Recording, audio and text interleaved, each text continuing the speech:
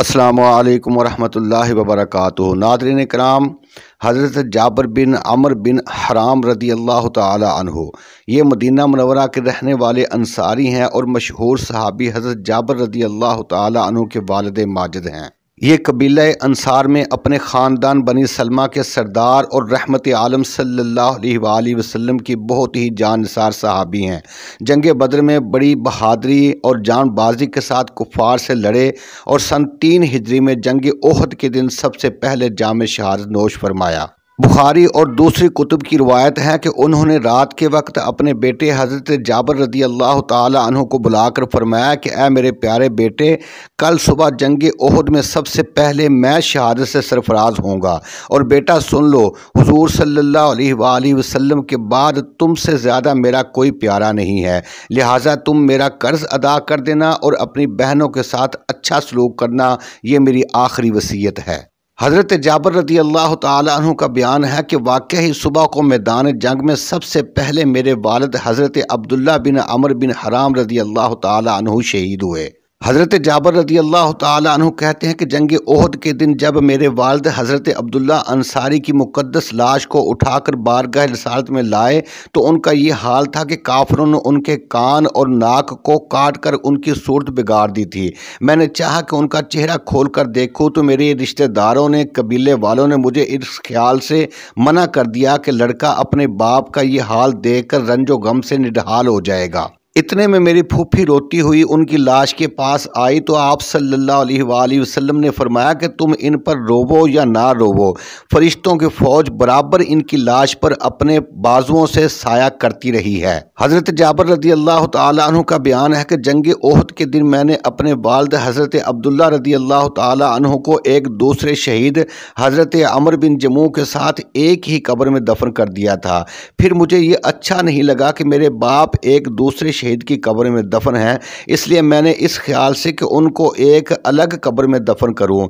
6 माह के बाद मैंने उनकी कब्र को खोदकर लाश मुबारक को निकाला तो वो बिल्कुल इसी हालत में थे जिस हालत में मैंने उनको दफन किया था। इब्न साद की रवायत है कि हज़रत अब्दुल्ला रदी अल्लाह ताला अन्हु के चेहरे पर ज़ख़म लगा था, उनका हाथ उनके ज़ख़म पर था।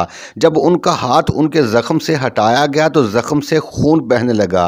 फिर जब उनका हाथ उनके ज़ख़म पर रख दिया गया तो खून बंद हो गया, और उनका कफन जो एक चादर थी जिससे चेहरा छुपा दिया गया था और उनके पैरों पर घास डाल दी गई थी, और चादर और घास दोनों को हमने उसी तरह पड़ा रहने दिया। फिर उसके बाद मदीना मुनव्वरा में नहरों की खुदाई के वक्त जब हज़रत अमीर मुआविया रदी अल्लाह ताला अन्हु ने ये ऐलान कराया कि सब लोग मैदान ओहद से अपने अपने शुहदा को उनकी कब्रों से निकाल कर ले जाएं, तो हज़रत जाबिर रदी अल्लाह ताला अन्हु फरमाते हैं कि मैंने दोबारा 46 साल के बाद अपने वालिद माजिद हज़रत अब्दुल्ला रदी अल्लाह ताला अन्हु की कब्र खोदकर उनकी मुकद्दस लाश को निकाला तो मैंने उनको उस हाल में पाया कि अपने ज़ख़म पर हाथ रखे हुए थे। जब उनका हाथ उठाया गया तो ज़ख़म से खून बहने लगा।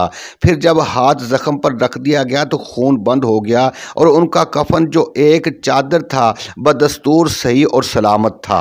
हज़रत अबू तलहा बिन उबैदुल्लाह रदी अल्लाह ताला अन्हु फरमाते हैं कि मैं अपनी ज़मीन की देखभाल के लिए गाबा जा रहा था तो रास्ते में रात हो गई, इसलिए मैं हज़रत अब्दुल्ला बिन अमर रदी अल्लाह ताला अन्हु की कब्र के पास ठहर गया। जब कुछ रात गुजर गई तो मैंने उनकी कब्र में से तिलावत की इतनी बेहतरीन आवाज़ सुनी कि इससे पहले इतनी अच्छी क़िराअत मैंने कभी नहीं सुनी थी।